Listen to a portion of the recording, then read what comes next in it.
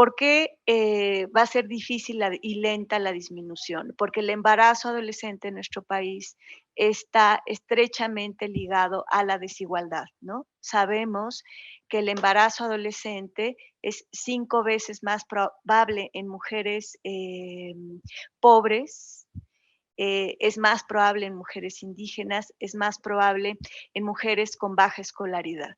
Entonces, por eso cuando vemos los mapas de la tasa de embarazo adolescente, lo que vamos viendo, bueno, es que hay mayor número de embarazos adolescentes justamente en los municipios donde hay menor escolaridad. Ahora ya nos puedes encontrar en Telegram. Solo tienes que descargar la aplicación de mensajería Telegram en la tienda digital de tu dispositivo móvil. Busca la Jornada de Oriente y selecciona Unirse al canal. O también puedes escanear con la cámara de tu celular el siguiente código QR, que te llevará directamente a nuestro canal para suscribirte.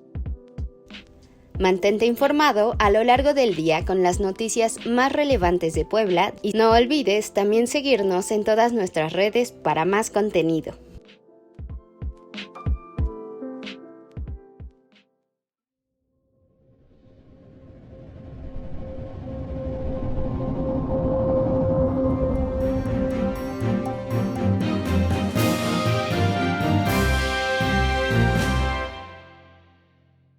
Hola, ¿qué tal? Muy buenas noches. Mi nombre es Patricia Gutiérrez Rodríguez y les doy la bienvenida a Las Reporteras, este programa que realizamos quienes redactamos las notas para la Jornada de Oriente y que en esta ocasión le da la bienvenida a la doctora Claudia Alonso González, quien es académica de tiempo completo y responsable de género del Instituto de Derechos Humanos Ignacio Ellacuría de la Ibero Puebla. Doctora, bienvenida a este espacio y muchas gracias por darnos la oportunidad de platicar con usted.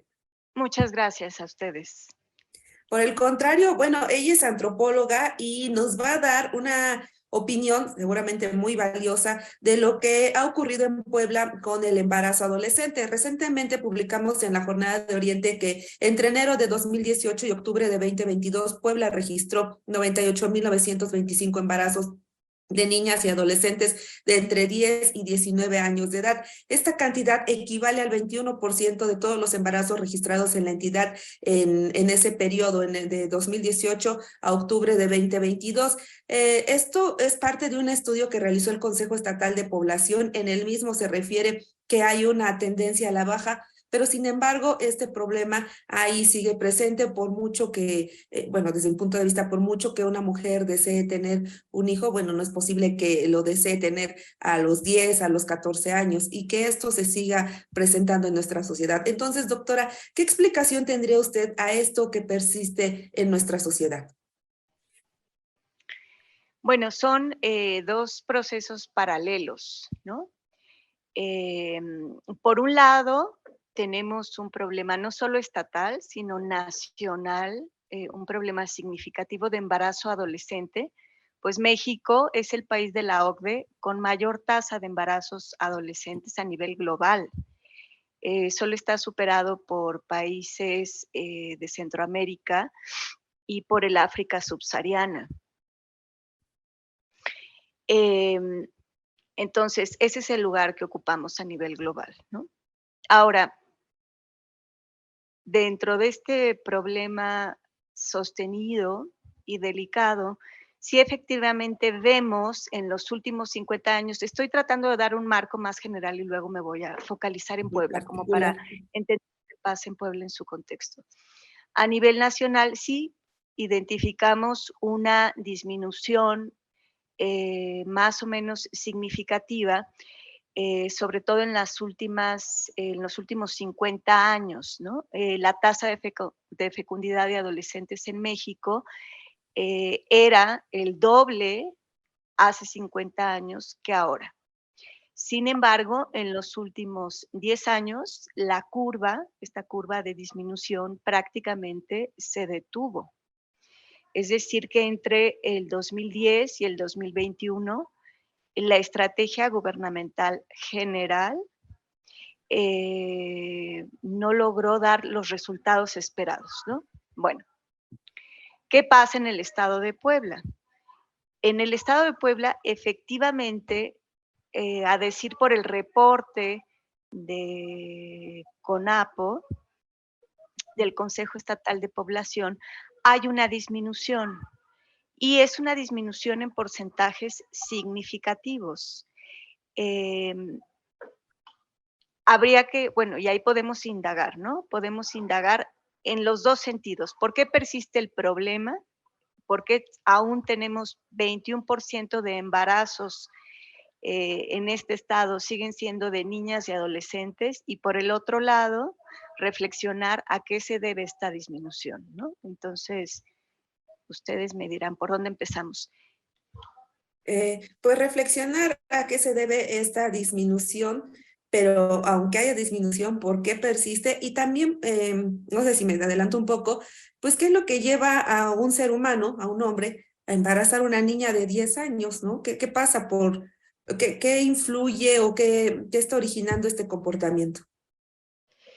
Em, bueno, aquí tenemos que pensar sobre todo en una dimensión cultural que tiene que ver con una formación diferenciada en relación a la sexualidad diferenciada por género. Normalmente el entrenamiento sociocultural para las mujeres en relación a la sexualidad es muy escaso. Tenemos muy escasa información.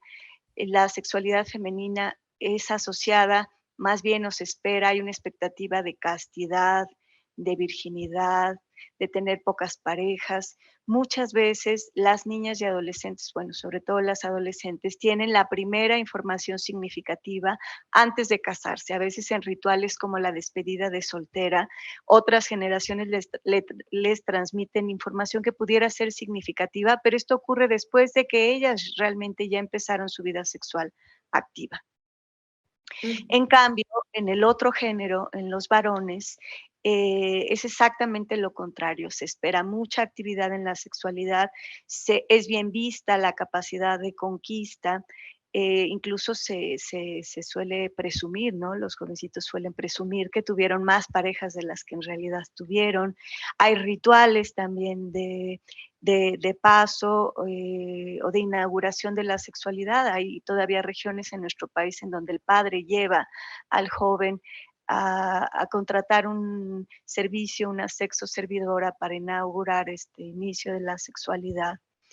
Entonces, lo que vamos viendo es un entrenamiento diferenciado en donde las mujeres tienen falta de información y los hombres tienen más información, pero no necesariamente la que requieren, ¿no?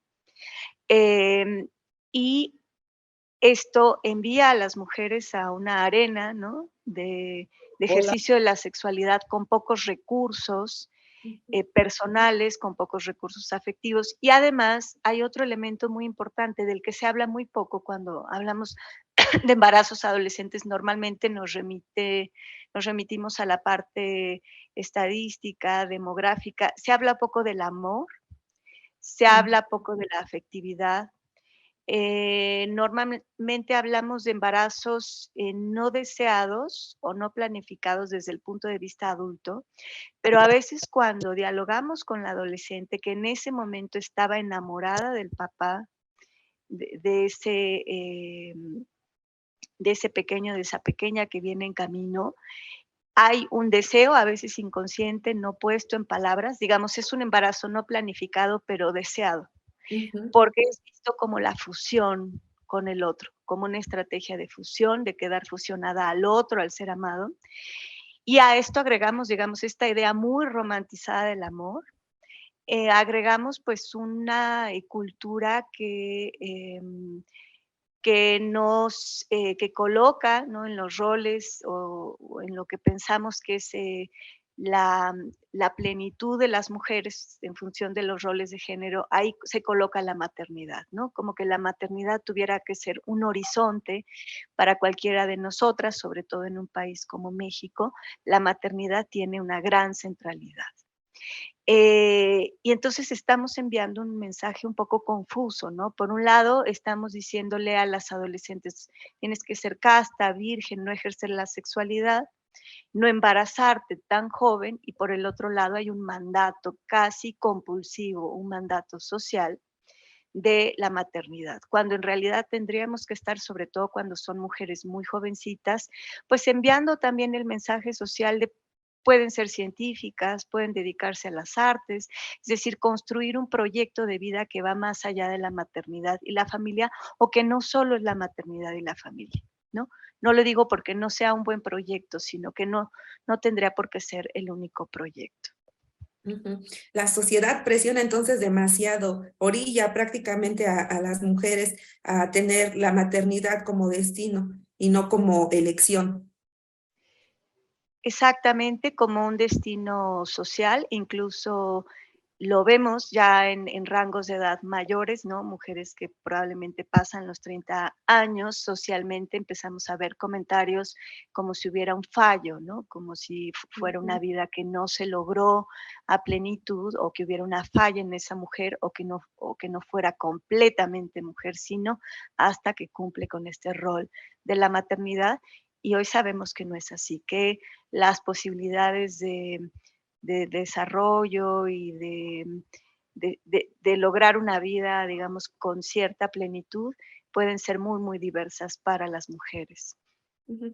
Ahora, desde la familia y también desde las políticas públicas, ¿cómo se puede hacer para ir cambiando este pensamiento y pues evitar que haya menos casos de embarazos en adolescentes?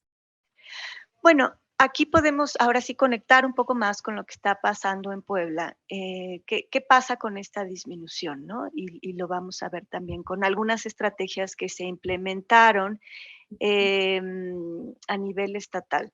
Por un lado, tenemos, y yo creo que ese es uno de los elementos que nos permiten ver en los últimos 18 años, perdón, en los últimos años, como bien tú indicabas, Patricia, entre el 2018 y el 2022, vemos un descenso más o menos significativo de la tasa de embarazo adolescente, y la pregunta es, ¿qué ocurrió, no? Ujú. Lo primero es, bueno, como el embarazo es un fenómeno multifactorial, la disminución también es multifactorial. Es difícil ahorita hacer una afirmación de que obedece a o a B, pero creo que entre todos esos elementos que pueden estar detonando esta disminución, la política federal en materia de prevención del embarazo, eh, me parece, así lo veo yo al día de hoy, me parece que es una de los elementos, generadores de esta disminución, ¿no? Estamos hablando de la Estrategia Nacional para la Prevención del Embarazo Adolescente, de la ENAPEA, que bueno, sabemos que es una política diseñada a nivel federal para las 32 entidades, implementada en el estado de Puebla. Cuando rastreamos un poco más de esta política, que vemos que la instancia coordinadora de la política, diseñadora y principal coordinadora de la política, pues es el Consejo Nacional de Población, y también participa la Secretaría General, perdón, la Secretaría Técnica, digamos, la Secretaría Técnica a cargo del INMujeres. Ujú. Y aquí hay un elemento que me parece que no es menor, que es, quién tiene al día de hoy la titularidad de CONAPO, ¿no? Es decir, quién estuvo a la cabeza del diseño de esta estrategia. Es la maestra Gabriela Rodríguez, que es una mujer que tiene 30 años estudiando embarazo adolescente en nuestro país, ¿no? 30 años, es una mujer que viene de las organizaciones, que viene de la academia, que tiene una formación, una militancia feminista importante, y que incorporó un enfoque profundo, digamos, un enfoque de género y de derechos humanos. Digo profundo porque también a veces decimos tiene enfoque de género y derechos humanos, pero es un enfoque muy light o retomado en una dimensión muy superficial. Ujú. Y esta estrategia tiene enfoque de género y derechos humanos, particularmente desde los derechos sexuales y reproductivos. Es una estrategia, las campañas que incluyen esta estrategia, la campaña, por ejemplo, Yo decido, y la campaña Yo exijo respeto, son incluso en sus imágenes, son campañas culturalmente sensibles, ¿no? Porque son imágenes de jóvenes que traen un atuendo indígena, en fin, vemos ahí un cuidado muy particular en el diseño y una comprensión del tema en el que está. Entonces, bueno, ¿qué pasa cuando tenemos una titular que tiene toda una vida estudiando a profundidad un fenómeno, ¿no? Y tratando de entender y bueno, ella ha estado involucrada sobre todo en planeación educativa y en el estudio del género y la sexualidad de las y los adolescentes. Entonces ahí digamos que hay un punto a favor en el diseño, pero luego vemos la parte de la implementación de la estrategia, ¿no? Hubo una evaluación de un grupo de investigadoras del Colegio de México. Ellas hacen una evaluación justamente de esta política de la ENAPEA y una de las cuestiones que identifican ya en la implementación es que tiene poco recurso, ¿no? Cuenta anualmente con 88 millones de pesos para Ujú. las 32 entidades, entonces faltan recursos materiales, faltan recursos humanos, se requiere más formación de los responsables a nivel estatal de implementar la política y falta coordinación entre los 3 niveles de gobierno, además está la rotación de personal, la burocratización. Entonces, ¿qué podemos decir? Un buen diseño de política que enfrenta algunos desafíos significativos de presupuesto y de implementación.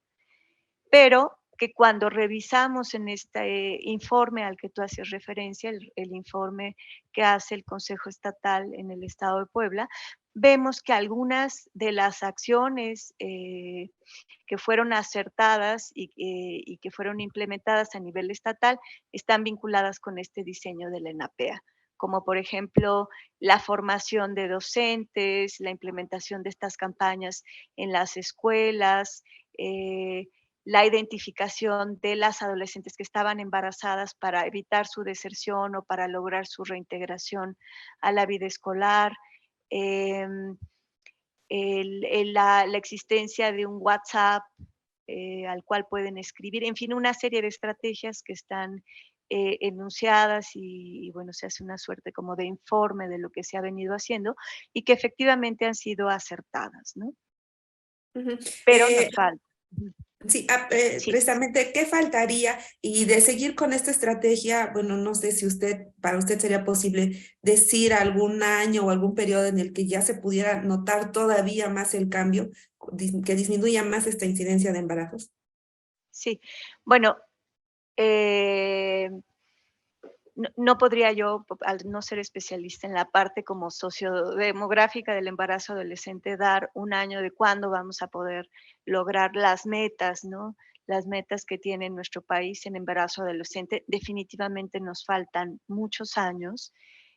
Poder disminuir significativamente el fenómeno a nivel nacional. ¿Por qué, va a ser difícil y lenta la disminución? Porque el embarazo adolescente en nuestro país está estrechamente ligado a la desigualdad, ¿no? Sabemos que el embarazo adolescente es 5 veces más probable en mujeres pobres, es más probable en mujeres indígenas, es más probable en mujeres con baja escolaridad. Entonces, por eso cuando vemos los mapas de la tasa de embarazo adolescente, lo que vamos viendo, bueno, es que hay mayor número de embarazos adolescentes justamente en los municipios donde hay menor escolaridad, mayor porcentaje de población que se autoidentifica como indígena y mayores niveles de pobreza, ¿no? Entonces, esto nos hace pensar que disminuir la tasa de embarazo adolescente tendría que ser un efecto de la disminución de la desigualdad, que sabemos que es estructural. Em, sí, Sí, es como un círculo vicioso, ¿no? O toda una cadena, que es muy difícil saber a veces por dónde empezar, ¿no? O en qué momento intervenir. Pero bueno, doctora, pues no sé si quisiera agregar algo más sobre este tema. Ah, bueno, nada más quedó pendiente sobre qué se podría agregar a esta política pública federal. sí. Bueno, a la política pública federal se requiere mucho más presupuesto, se requiere sostener la política más allá del cambio de sexenio, ¿no? Una vez que acabe este gobierno. Se requiere un compromiso más activo por parte de los gobiernos municipales y estatales.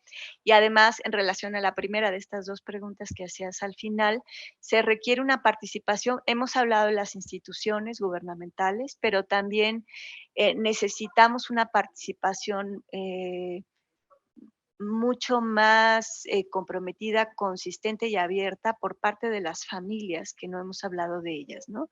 Esta educación en el ámbito primario, que es la familia, es muy importante y ahí tenemos que deconstruir estos patrones culturales. No podemos dejar a las jóvenes sin información, no podemos dejarlas sin recursos para decidir.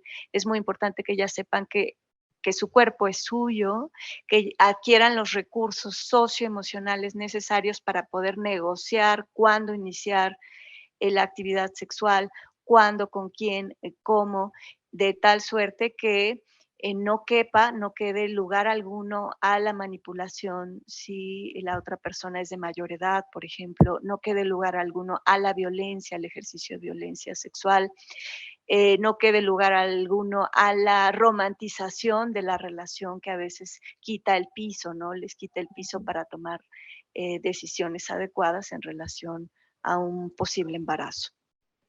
Y ahora sí, por último, le preguntaría, ¿quién estaría a cargo de hacer que estas familias puedan lograr esa deconstrucción de la que usted habla? Pues yo creo que las distintas instituciones que ya están involucradas en la ENAPEA podrían hacer cosas, ¿no? Podrían, es decir, tanto en las escuelas, en las reuniones de madres y los comités de madres y padres de familia, se puede dar formación a madres y padres, se les puede compartir parte de estos cuadernillos que se están trabajando con las adolescentes, porque luego ellas reciben información, una información en la escuela y otra en la casa, ¿no? Es como Así es. información Y que no hay va en la misma. ¿no? También para ellas. Exactamente. Y también, por supuesto que se pueden hacer cosas desde otras instituciones, desde las instituciones de salud, instituciones como el DIF.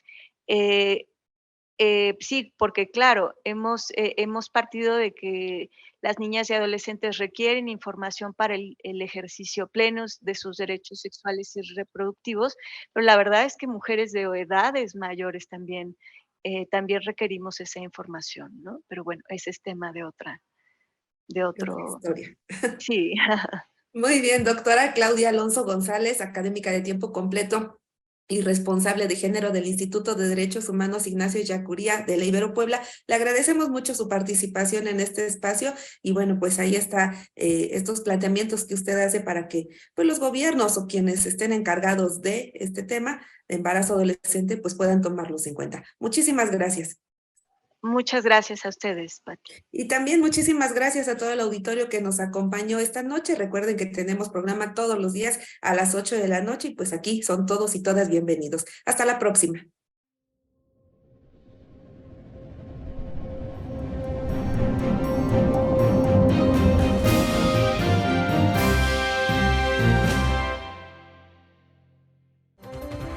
Síguenos en nuestro canal de YouTube y activa las notificaciones. Puedes hacerlo desde la aplicación o escaneando el siguiente código QR, que te llevará directamente a nuestro canal para suscribirte. Mantente informado sobre los acontecimientos más importantes a nivel local, nacional e internacional. Y accede a nuestras secciones de análisis y opinión, con periodismo de calidad del día a día. Recuerda darle me gusta y compartir a nuestros contenidos. Y no olvides seguirnos en todas nuestras redes sociales.